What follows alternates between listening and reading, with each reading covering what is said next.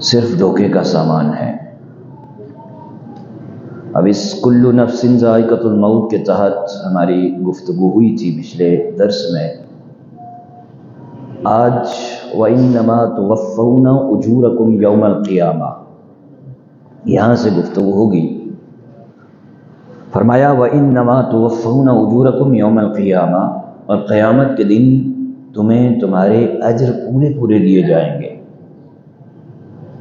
ارشاد ہوا کہ تمہارے اجر پورے پورے دیے جائیں گے، مطلب یہ کہ اچھے برے اعمال کی جزا اور سزا قیامت کے دن تمہیں پوری پوری دی جائے گی۔ تو اس دن جسے جہنم کی آگ سے بچا لیا گیا اور اس کے ساتھ ساتھ اس نے جنت میں داخلہ بھی پا لیا گیا، اس کو جنت کا داخلہ بھی مل گیا، تو حقیقی کامیابی اسی نے حاصل کر لی۔ صرف آگ سے بچا لینا ہی کامیابی نہیں، بلکہ فرمایا حقیقی کامیابی آگ سے بچانا بھی اور اس کے ساتھ ساتھ جنت کا داخلہ بھی ہے۔ یاد رہے برے اعمال کی وجہ سے نا دنیا میں جو عذاب آتا ہے یا مرنے کے بعد قبر میں جو عذاب ہوتا ہے، یوں ہی نیک اعمال پر قبر میں جو راحتیں نصیب ہوتی ہیں یہ اعمال کی پوری جزا نہیں ہے، بلکہ آخرت میں ملنے والی جزا کا ایک یہ نمونہ ہے۔ جو آخرت میں جزا ملے گی یوں سمجھ لو اس کی ایک یہ جھلک ہے، اس کی ایک یوں چھوٹی سی ایک یوں کہا جائے کہ چھوٹا سا پردہ دکھایا گیا ہے، چھوٹی سی جھلک دکھائی ہے۔ آخرت میں ملنے والی جزا کی یہ جھلک دکھانے کا مطلب یہ ہے کہ بندہ سنبھل جائے۔ دنیا میں جو سزا دی جاتی ہے اس سے بھی بندہ سنبھل جائے، اور دنیا میں جو جزا دی جاتی ہے اس سے بھی یہ ہوتا ہے کہ بندہ مزید نیکیوں میں بڑھوتری کرے، مزید نیک عمل کرے۔ تو فرمایا کہ اعمال کی پوری جزا یہ قیامت کے دن ہی ملے گی۔ اس آیت سے معلوم ہوا کہ قیامت میں حقیقی کامیابی یہ ہے کہ بندے کو جہنم سے نجات بھی مل جائے اور جنت کا داخلہ بھی مل جائے، جبکہ دنیا میں کامیابی فی نفسی کامیابی تو ہے، لیکن اگر یہ کامیابی آخرت میں نقصان پہنچانے والی ہے تو حقیقت میں یہ خسارہ ہے، یہ کامیابی نہیں ہے۔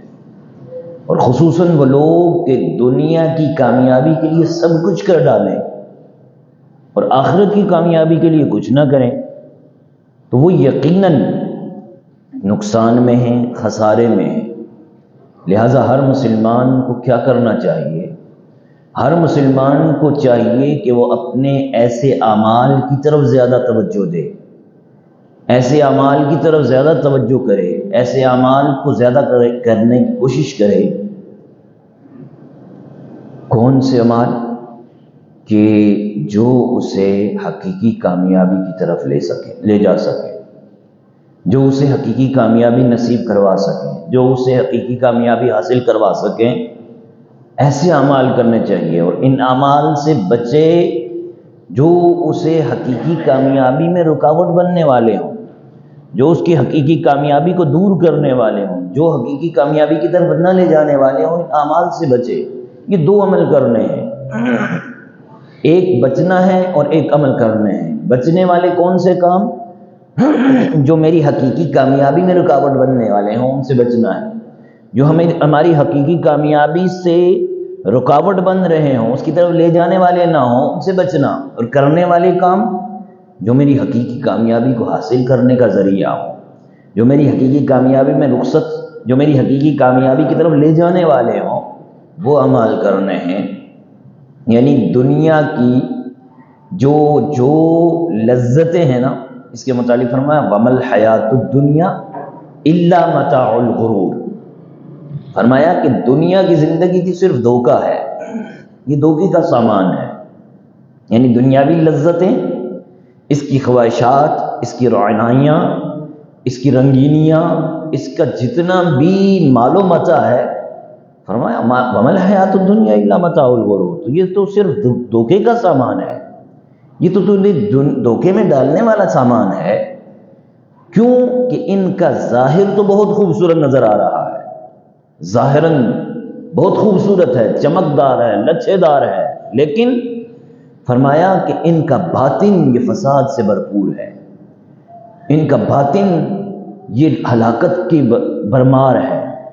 تو اس سے معلوم ہوا کہ دنیا کی عیش اور عشرت، زیب و زینت اگرچہ کتنی ہی زیادہ ہو، یہ دھوکے کے سامان ہے، اور دھوکے کے سامان کے علاوہ کچھ نہیں ہے۔ لہذا ہر انسان کو چاہیے کہ وہ دنیا کی رنگینیوں سے ہرگز دھوکہ نہ کھائے، ذلیل دنیا کو حاصل کرنے کے لیے اپنی قیمتی ترین آخرت کو ہرگز تباہ و برباد نہ کرے۔ جی ہاں، اس کی ترغیب دیتے ہوئے نا قرآن کریم سورہ لقمان کی آیت نمبر 33 میں اللہ تبارک و تعالیٰ نے ارشاد فرمایا، بڑی زبردست انداز سے ہماری تربیت فرمائی ہے، لیکن کاش ہمیں قرآن سمجھ آ جائے۔ ہمارا قرآن ہر جگہ ہماری رہنمائی کر رہا ہے، ہمارا قرآن اٹھنے کا انداز سکھا رہا ہے، ہمارا قرآن بیٹھنے کا انداز سکھا رہا ہے، ہمارا قرآن چلنے کا انداز سکھا رہا ہے، ہمارا قرآن سونے کا انداز سکھا رہا ہے، ہمارا قرآن جاگنے کا انداز سکھا رہا ہے، ہمارا قرآن کھانے کا انداز سکھا رہا ہے، ہمارا قرآن فیملی کے ساتھ اپنے تعلقات کو کیسے رکھنا ہے وہ سکھا رہا ہے۔ ہمارا قرآن کون سا لمحہ ہے جس لمحے میں ہماری رہنمائی نہیں کر رہا؟ فرمایا نا وَلَا رَطْبٍ وَلَا يَابِسٍ إِلَّا فِي کِتَابٍ مُبِينٍ، کوئی خشک اور تر چیز ایسی ہے ہی نہیں جس کا ذکر اس قرآن میں نہ ہو۔ میرے آقا، میرے مولا کائنات حضرت علی کرم اللہ وجہ کریم بھی ارشاد فرماتے نا، اگر میرے اونٹ کی رسی بھی گم ہو جائے نا، مجھے قرآن کی تلاوت کر کے پتہ چل جائے گا کہ میرے اونٹ کی رسی کہاں گم ہوئی ہے۔ کاش کاش کاش ایسے قرآن کی ہمیں اس طرح کی سمجھ آ جائے۔ بہرحال فرمایا یا ایھا الناس اتقوا ربکم واخشوا یوما لا یجزی والد عن ولدہ ولا مولود هو جاز عن والدہ شیئا ان وعد اللہ حق فلا تغرنکم الحیاۃ الدنیا ولا یغرنکم باللہ الغرور۔ اے لوگو اپنے رب سے ڈرو، یا ایھا الناس اتقوا، اے انسانوں، اے لوگو اپنے رب سے ڈرو، اور فرمایا وَاخْشَوْا يَوْمَ لَا يَجْزِي وَالِدٌ عَن وَلَدِهِ، اور اس دن کا خوف کرو، اس دن سے ڈرو کہ جس میں کوئی باپ اپنی اولاد کے کام نہ آئے گا، عن وَلَدِهِ، اپنی اولاد کے کام باپ نہیں آئے گا۔ فرمایا اور نہ کوئی بچہ ولا مولود ہوا جازن عن والدہ شیئا، اور نہ کوئی اولاد، نہ کوئی بچہ اپنے باپ کو کچھ نفع دے گا، کچھ فائدہ نہیں دینے والا۔ ان وعد اللہ حق فلا تغرنکم الحیاۃ الدنیا، اور بے شک اللہ کا وعدہ سچا ہے تو دنیا کی زندگی ہرگز تمہیں دھوکہ نہ دے، ولا یغرنکم باللہ الغرور، اور ہرگز بڑا دھوکہ دینے والا تمہیں اللہ کے علم پر دھوکے میں نہ ڈال دے۔ حضرت ابو موسیٰ اشعری رضی اللہ تعالیٰ عنہ جو روایت کرتے ہیں، سید المرسلین صلی اللہ علیہ وآلہ وسلم نے ارشاد فرمایا، جو شخص اپنی دنیا سے محبت کرتا ہے اور اپنی آخرت کو نقصان پہنچا لیتا ہے، اپنی آخرت سے محبت اور جو شخص اپنی آخرت سے محبت کرتا ہے اور اپنی دنیا کو نقصان پہنچاتا ہے، تو لہٰذا تم فنا ہو جانے والی دنیا پر باقی رہنے والی آخرت کو ترجیح دو۔ امام غزالی رحمۃ اللہ علیہ فرماتے ہیں، ایک بزرگ کے حوالے سے لکھتے ہیں کہ انہوں نے لکھا کہ اے لوگو، اس فرصت کے وقت میں نیک عمل کر لو اور اللہ سے ڈرتے رہو۔ فرصت کے وقت میں نیک عمل کر لو، اللہ سے ڈرتے رہو، کیونکہ فرصت ملی ہے ابھی، بعد میں فرصت نہیں ملے گی، بعد میں آپ ڈھونڈتے رہو گے کہ نیکیاں کروں تو نیکیاں کرنے کا وقت نہیں ملے گا۔ آج فرصت ملی ہے، اس سے فائدہ اٹھا لے۔ پھر فرمایا امیدوں پر پھولے مت سماؤ اور اپنی موت کو نہ بھولو۔ بڑی بڑی لمبی لمبی امیدیں لگائے ہوئے بیٹھے ہو، ان امیدوں پر پھولنے والوں، بڑی بڑی کاروں کوٹھیوں اور بینک بیلنس بنانے کی سوچنے والوں، ایک دن مرنا ہے، آخر موت ہے، کر لے جو کرنا ہے، آخر موت ہے، اس موت کو مت بھولو، دنیا کی طرف مائل نہ ہو جاؤ، بے شک یہ دھوکے باز دنیا ہے، اور دھوکے کے ساتھ بن ٹھن کر بن سمر کر تمہارے پاس تمہارے سامنے آتی ہے۔ یعنی یوں سمجھ لیں یہ کالی کلوٹھی دنیا اپنے اوپر وہ بیوٹی پارلر میں جا کر ایک سفیدی کا کلر کروا کے تمہارے پاس آ جاتی ہے، اور جب اس پر خوف کا، جب اس پر عذابات کا پانی ڈھلتا پڑتا ہے تو اس کا چہرہ سامنے آ جاتا ہے۔ تو فرمایا یہ دھوکے باز دنیا ہے، اس دھوکے باز دنیا کے دھوکے میں مت آؤ، یہ تمہارے پاس بن ٹھن کر بن سمر کر لچھے دار بن کے آئے گی، اس کے سامنے اپنے آپ کو مت ڈالو، اور اپنی خواہشات کے ذریعے تمہیں فتنے میں ڈال دیتی ہے۔ دنیا اپنی پیروی کرنے والوں کے لیے اس طرح سجتی سمرتی ہے نا، جیسے دلہن سجتی ہے۔ دنیا نے اپنے کتنے ہی عاشقوں کو ہلاک اور برباد کر دیا، جنہوں نے اس سے اطمینان حاصل کرنا چاہا اس دنیا سے، فرمایا انہیں ذلیل کر دیا، انہیں رسوا کر دیا، انہیں ہلاک کر دیا، انہیں برباد کر دیا۔ لہٰذا اسے حقیقت کی نگاہ سے دیکھو، کیوں کہ یہ مصیبتوں سے بھرپور مقام ہے، دنیا مصیبتوں سے بھرپور مقام ہے، اس کے خالق نے اس کی مذمت کی ہے، اس کا نیا پرانا ہو جاتا ہے اور اسے چاہنے والا بھی مر جاتا ہے۔ اللہ تعالیٰ تم پر ہم پر رحم فرمائے، غفلت سے بیدار ہو جاؤ، اور اس سے پہلے نیند سے آنکھیں کھول لو کہ یوں اعلان کیا جائے کہ فلاں شخص بیمار ہے، اس کی بیماری نے شدت اختیار کر لی ہے۔ کیا کوئی دوا ہے؟ جب ڈاکٹر کو لایا جائے، ڈاکٹر تک جانے کی کوئی صورت ہے؟ اب تمہارے لیے حکیموں اور ڈاکٹروں کو بلایا جاتا ہے، لیکن شفا کی امید ختم ہو جاتی ہے۔ پھر کہا جاتا ہے فلاں نے وصیت کی ہے اور اپنے مال کا حساب کیا ہے، پھر کہا جاتا ہے اب اس کی زبان باری ہو گئی ہے، اب یہ بول نہیں سکتا، اب قلم لاؤ، قلم سے لکھ کر وصیت کرے، لیکن پھر کہا جاتا ہے اب اس کے ہاتھوں میں طاقت نہیں رہی، پھر کہا جاتا ہے فلاں نے وصیت بھی نہیں لکھ سکا، اب وہ اپنے بھائیوں سے بات نہیں کر سکتا، کچھ لکھ نہیں سکتا، پڑوسیوں کو نہیں پہچانتا کہ آنکھوں پر ڈھیلے آ گئے ہیں، اب کہا تمہاری پیشانی سے پسینہ آ گیا ہے، رونے کی آوازیں آنے لگی ہیں، تمہیں موت کا یقین ہو گیا ہے، تمہاری پلکیں بند ہونے سے موت کا گمان یقین میں بدل گیا ہے، زبان تھر تھرا رہی ہے، تیرے بہن بھائی رو رہے ہیں، تمہیں کہا جاتا ہے کہ یہ تمہاری فلاں بیٹا ہے، یہ تمہارا فلاں بھائی ہے، لیکن تو کلام نہیں کر سکتا، تمہیں کلام سے روک دیا گیا ہے، بس تو بول نہیں سکتا، تمہاری زبان پر مہر لگ گئی ہے،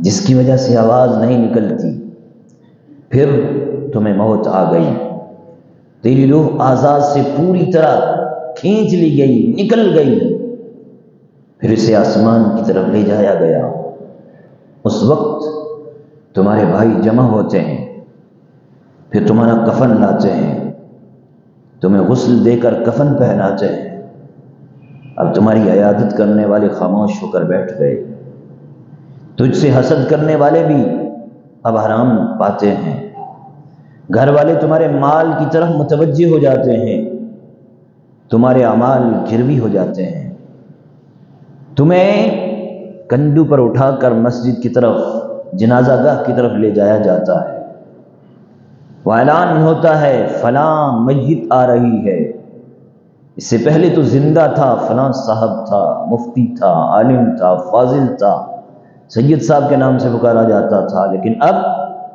تجھے چار پایوں سے اٹھایا گیا ہے، تیری ڈھولی کو، تیرے جنازے کو اٹھا کر جب لاتے ہیں تو فلاں میت آ رہی ہے، سب سے پہلا سٹیٹس تیرا بدل گیا تو میت میں تبدیل ہو گیا. تیرا جنازہ آگے رکھا ہوا ہے، ڈیڈ باڈی آگے رکھی ہوئی ہے.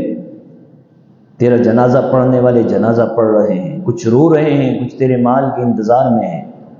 کب بٹوارا ہوگا تو ہم اس کا مال لیں گے. جگہ جی لگانے کی دنیا نہیں ہے، یہ عبرت کی جا ہے، تماشا نہیں ہے. تجھے یہاں سے اٹھا کر 4 کندھوں پر اٹھانے والے جب اٹھا کر لے جا رہے ہیں، تجھے قبر کی اندھیری رات، اندھیری کوٹری میں گڑھا کھود کر اس کے اندر ڈال دیا جائے گا. اس قبر کے اندر جب تجھے ڈالا جائے گا، اوپر سے منو من مٹی ڈال کر تھپکی بھی لگا دی جائے گی کہ کوئی ہوا کوئی پانی اندر نہ چلا جائے. اب تیرے ساتھ کوئی نہیں ہے، نہ تیرے ماں ہے، نہ تیرا باپ ہے، نہ تیرے بیٹے ہیں، نہ تیرے بھائی ہیں، نہ تیری بہنیں ہیں، نہ تیرا وہ مال ہے جو دنیا میں چھوڑ کے آیا ہے. فرمایا پھر اب تم ہے اور تیرے اعمال ہیں جو تو کر کے آیا ہے. منکر نکیرین، بڑی بڑی دانتوں والے، بڑے بڑے ہاتھوں والے، بڑے بڑے انگلیوں کے ناخنوں والے گرجتی ہوئی آواز سے تیری طرف آ رہے ہوں گے. یہ عبرت کی جا ہے، تماشا نہیں ہے. میرے بھائی، میرے دوست، میرے بزرگ، اب وہاں کیا ہوگا؟ 3 ہی سوال ہیں. من ربو کا، تیرا رب کون ہے؟ ما دینو کا، تیرا دین کون ہے؟ تیرا دین کیا ہے؟ ما کنت تقول فی حق ھذا الرجل. سامنے مصطفیٰ کریم علیہ السلام جلوہ فرما ہوں گے، ان کی طرف اشارہ کر کے فرشتہ جب پوچھے گا کہ ان مقرب ہستی، ان پاک ہستی، ان بزرگ ہستی کے بارے میں تو دنیا میں کیا کہا کرتا تھا؟ میرے بھائی، میرے دوست، میرے بزرگ، ان تینوں سوالوں میں اہم سوال جو ہے وہ عقائد کا بھی ہو گیا، وہ اسلام کا بھی ہو گیا. اب حضور سرور کونین صلی اللہ علیہ وسلم کے ساتھ عشق و محبت کا سوال ہو رہا ہے. اگر دنیا میں عشق و محبت کی ہوگی آقا سے تو پہچان جائے گا. اے فرشتوں، تم پوچھتی ہو کون ہے؟ مر کے پہنچا ہوں یہاں اس دل ربا کے واسطے، جن کے متعلق میں نے سنا تھا کہ آقا کریم جلوہ فرما ہوں گی قبر میں، تو میں تب سے تو آقا کے عشق میں مچل کر نمازیں بھی پڑھتا تھا کہ آقا آئیں گے میں پہچانوں گا، آقا آئیں گے میں لپٹ کر آپ کے قدموں کے ساتھ لپٹ کر رہوں گا. تو آج پوچھتے ہو، میرے یہی وہ آقا ہیں جن کے لیے میں نے زندگی گزاری ہے، اور کوئی مجھ گناہگار جیسا ہوگا تو آقا خود ہی کہہ دیں گے اسے تو میں پہچانتا نہیں ہوں. میں نے انگریزوں جیسی، آقا کے دشمنوں جیسی شکل بنا کر وہاں پر اگر میں پہنچا ہوگا، میرے اعمال یہود و نصارہ جیسے ہوئے میں وہاں پہنچا ہوگا، تو پہلے ہی ہاتھ میں میری قبر میں آگ کے انگارے بڑھا دیے جائیں گے، آگ کی شعلہ زن ہو گئے. جب آگ بڑک اٹھے گی تو اب قیامت تک جب میں سوالوں کے جواب نہ دے سکا، جہنم کی کھڑکی کھول دی جائے گی. اب قیامت تک میری قبر میں آگ ہی آگ ہوگی اور میرا ٹھکانہ آگ ہی آگ ہوگا. میرے بھائی، میرے دوست فرماتے ہیں متوجہ ہو جا، آج سے اعمال درست کر لے. اللہ ہمارے حال پر رحم و کرم کی نظر فرمائے. اگلی آیت ہے لَتُبْلَوُنَّ فِي أَمْوَالِكُمْ وَأَنفُسِكُمْ وَلَتَسْمَعُنَّ مِنَ الَّذِينَ أُوتُوا الْكِتَابَ مِنْ قَبْلِكُمْ وَمِنَ الَّذِينَ أَشْرَكُوا أَذًى كَثِيرًا وَإِن تَصْبِرُوا وَتَتَّقُوا فَإِنَّ ذَلِكَ مِنْ عَزْمِ الْأُمُورِ. اس کا ترجمہ، بے شک تمہارے مالوں اور تمہاری جانوں کے بارے میں تمہیں ضرور آزمایا جائے گا، اور تم ضرور ان لوگوں سے جنہیں تم سے پہلے کتاب دی گئی اور مشرکوں سے بہت سی تکلیف دے باتیں سنو گے. اور اگر تم صبر کرتے رہو اور پرہیزگار بنو تو یہ بڑی اہمیت کی اور بڑی ہمت کے کاموں میں سے کام ہے. اب مسلمانوں سے خطاب فرمایا جا رہا ہے. اس کا تفسیری خلاصہ کچھ یہ ہے کہ اے محبوب صلی اللہ علیہ وسلم کے جانثار صحابہ، ہم تم کو اطلاع دے دیتے ہیں کہ تم کو 2 قسم کی سختیاں جھیلنا پڑیں گی. ایک یہ کہ تمہاری جانی اور مالی امتحانات لیے جائیں گے، یا اسی طرح کہ تمہارے مالوں میں سے زکوٰۃ، صدقات، قربانیاں، جہادوں میں خرچ وصول کیے جائیں گے. جانی اور باہری عبادات تم پر لازم کی جائیں گی. روزہ، حج، جہاد وغیرہ، یا اس طرح کے وقتاً فوقتاً تمہارے جانی اور مالی نقصانات قدرتی طور پر ہوا کریں گے کہ کبھی بیماری ہے تو کبھی اولاد کی موت ہے، کبھی تجارتوں میں نقصان ہے، کبھی باغوں اور کھیتوں کی تباہی ہے، کبھی جہاد میں زخمی یا شہید ہونا ہوتا رہے گا۔ اور دوسرا یہ کہ تم اہل کتاب، کفار اور سارے مشرکین، کفار سے ایذا